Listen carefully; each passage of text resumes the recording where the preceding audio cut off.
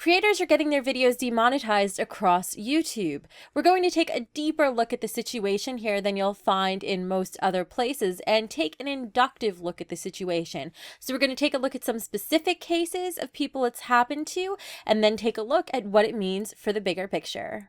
Boop-boop-ba-doop. Mr. Repzion, a YouTuber with over 500,000 subscribers, posted a video yesterday explaining that he had dozens of his videos demonetized on YouTube, which means that they cannot collect any ad revenue. A bunch of my videos have been demonetized, and if you don't know what that means in YouTube jargon, that simply means that ad revenue, to make any ad revenue off of those videos, has been taken away. These are a list of almost all the videos, and I actually got a second email this morning, very similar to this, of a bunch of newer videos that I've made that have also been quote-unquote demonetized because it's not quote-unquote advertiser friendly. He goes on to say that he actually appealed some of these and still most of them stayed down, and they covered topics that could be considered controversial, but he positioned that the topics were educational. So for example, if somebody was a victim of a difficult situation, emotional abuse, and he made a video counseling them on how to get past that emotional abuse, some videos like that were actually demonetized by YouTube. Mr. Repzion takes the stand that these videos are extremely important to the YouTube community and for people who've dealt with these issues, and feels that YouTube is picking and choosing who they're choosing to demonetize. So to get to the bottom of this, let's actually take a look at what kind of content is allowed to be monetized on YouTube. Now, if you Google what types of content you can monetize or the YouTube monetization policy, the very first result will bring you to a generic overview of what can and cannot be monetized.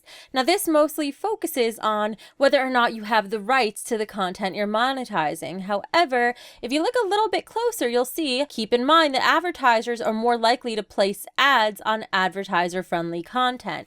So this shows you that even if your content meets all the other criteria set forth by YouTube, advertisers may choose not to target that content and pay money to place their ads on it. So let's take a closer look at this advertiser-friendly content. So here we've got the advertiser-friendly content guidelines. Advertiser-friendly content is content that's appropriate for all audiences. It has little to no appropriate or mature content in the video stream. Remember that. Thumbnail or metadata, such as in the video title. If the video does contain inappropriate content, the context is usually newsworthy or comedic, and the creator's intent is to inform or entertain, not offend or shock. Now, after reading that, you might hear alarm bells going off on your head and realize, hey, most content on YouTube doesn't meet these guidelines. What is a content creator to do? And it comes down to how YouTube decides to enforce this, because there hasn't been a change to this advertiser-friendly content. However, it seems to be getting enforced a little bit more heavily right now because it's not only Mr. Repzion that this has happened to. Now, I reached out to a couple of people in my social network, which consisted of other news channels, especially since news channels or channels that cover topics that are supposed to be newsworthy should supposedly be okay. At least according to this ambiguous wording, which leaves it open to interpretation. However, those channels too have had content that has been demonetized, usually around touchy situations. Now, I've personally never run into content that's been demonetized. However, if you watch Mundane Matt's video on this topic, he talks about how if he's covered stories around topics such as ISIS, he's had problems monetizing that content. And in my case, I too did a video that mentioned ISIS when I made a video talking about Apple versus the FBI, where the iPhone that they were trying to jailbreak belonged to a member of ISIS. And in this case, the video was uploaded, but I noticed it took half an hour for it to go public and couldn't be accessed across multiple devices in different countries. And at the time, I theorized maybe this was because one of the keywords was a trigger, like ISIS. And I have no confirmation of that. However, it is written in my description, and that video didn't go public right away. Now, Mr. Repzion isn't the only person who's had his content monetized along with these other news channels.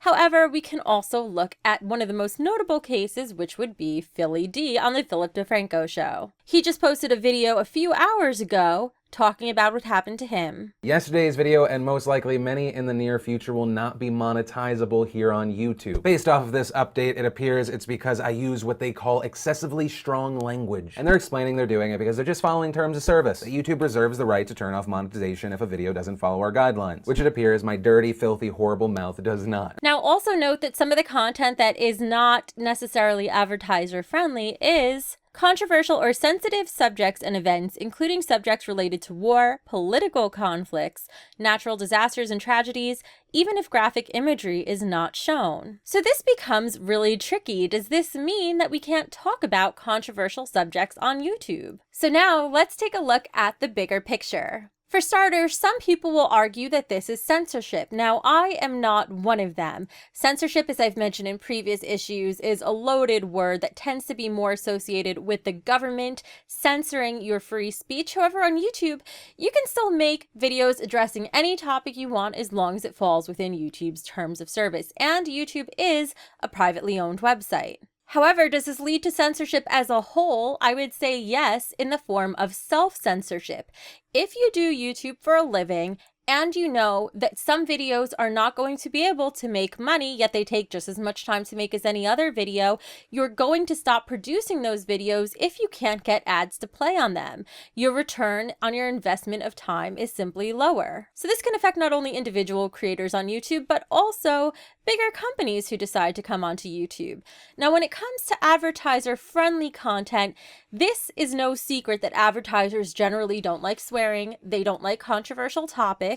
In fact, for most YouTubers, we've known that if you want to have the highest chance of getting sponsorships for companies, where companies directly pay to sponsor a block of content on your channel, you need to be family friendly, limit the cursing, and not be controversial at all. Smiles and positivity go the longest way with advertisers. However, we've never seen it go to this extent where it not only affects sponsorships, but now affects the monetization that is inherent and integral to YouTube's platform and is the main reason people produce content on YouTube versus other websites. So we're going to take a quick look at the legal issues with this and then see what recourse do we have as creators and should we be worried. Now, first up is an issue that exists for anyone who creates and produces and mass distributes free content. Then you start looking more towards contract law. When people aren't paying directly for your content, then it's not money being exchanged for a product or service. And then the way you make money is generally by placing ads on your videos, just like there's ads on websites across the internet. And when it comes to advertisers that are mediated by a third party, in other words, you're not contacting those advertisers yourself,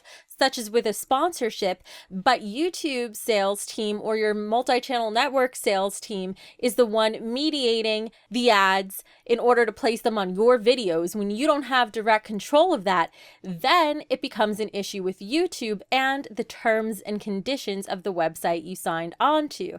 So in this case, you are bound by YouTube's terms and conditions. And if you don't like it, you can basically just go to another website. So by creators not charging directly for their content, we've now put ourselves in the palms of the hands of bigger corporations that can make those decisions for us. And what most people don't realize is when you agree to the terms and conditions of a website, especially when you scroll all the way down to the bottom and check that check mark that says, I have read and agreed to the terms and conditions, you are actually entering a legal contract in how you decide to use that website. And I have a link here that I will leave in the description for you to read, which actually talks about how terms of use are indeed legal contracts. So now that we've zoomed all the way out on some of the bigger implications, let's really take a look at the bigger picture. Let's start with what this means for creators and what you could do about it. If you are a creator, in general, the safest way to make money for your content is to charge for it. However, if you plan on growing from YouTube,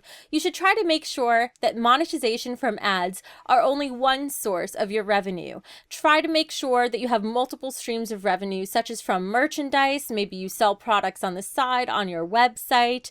Maybe you write and sell ebooks. Try to make sure ads are just a portion of where your income is coming from. 2, what does this mean for YouTube?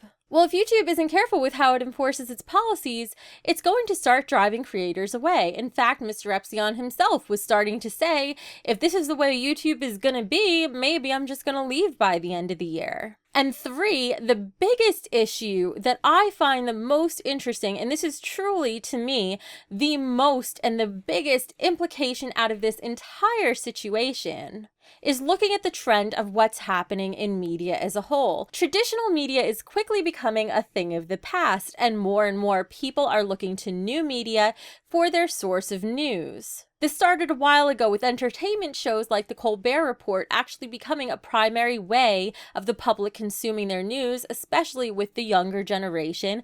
But now it's gone past TV and most people are consuming it on sites like YouTube and Google. Now, this is already a problem because a lot of people just choose to peruse news that agrees with their own political or personal beliefs rather than consuming a more well-rounded source of news like you found in traditional media. When you can self-select what news you choose to listen to, you might only choose topics that interest you and not know about everything else that's going on in the world. But now add to the fact that if creators have to censor themselves and choose not to talk about certain topics, what does that mean for news as a whole, as less people are consuming it on traditional media? It means that ultimately the end viewer, you, is not going to have as much information as you should. And what's more, I find it especially concerning that on traditional news channels, or just traditional public channels where there are news shows that come on nightly, for example, in their commercial segments, they're still able to have commercials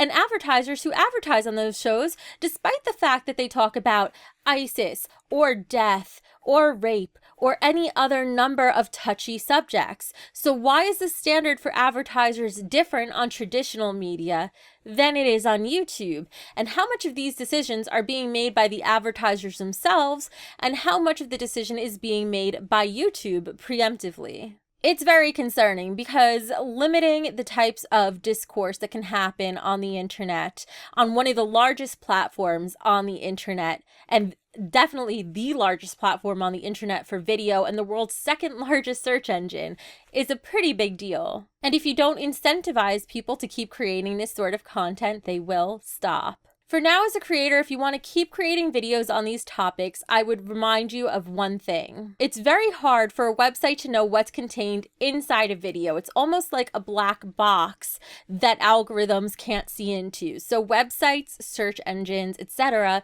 rely on the metadata of a video. So for example, the tags, the keywords, the description, the title. What I anticipate seeing in the future is that people are going to start substituting some words for others, or avoiding controversial words entirely. Now, this is pretty interesting because not only does it game the system, but if you're trying to rank in search for very specific keywords, like for example, if you're trying to do rape counseling, where you want to counsel people who've been raped, the only way they're usually going to find you is by searching for that keyword rape. And if you can't use that word, people might not find you. So even if you manage to post your video on YouTube, YouTube might effectively rule you out from showing up in its search algorithms.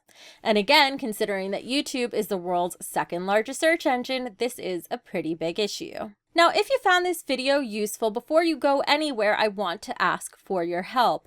I often make topics on this channel addressing issues that matter to both creators and the people who watch them. So if you consume content on YouTube like you are right now, this matters for you. And I'm going to be speaking on a panel at South by Southwest called Know Your Copyrights as a Digital Creator, where I talk about the rights you have on YouTube. Now, if you find this interesting, I would encourage you to please go to this panel picker. I'll leave the link in the description below. I would encourage you to go there and vote for this panel so I can continue to share information that can help YouTubers and viewers like you. Because without your vote, this panel may never happen. So what do you think about this issue with monetization? Should YouTube be strictly enforcing this monetization policy on behalf of advertisers? Or do you think if this is acceptable on traditional media, it should be on new media as well? Let me know what you think in the comments below. Slap a like on this video if you enjoyed it, and don't forget to subscribe for more interesting stories that are worth a second look.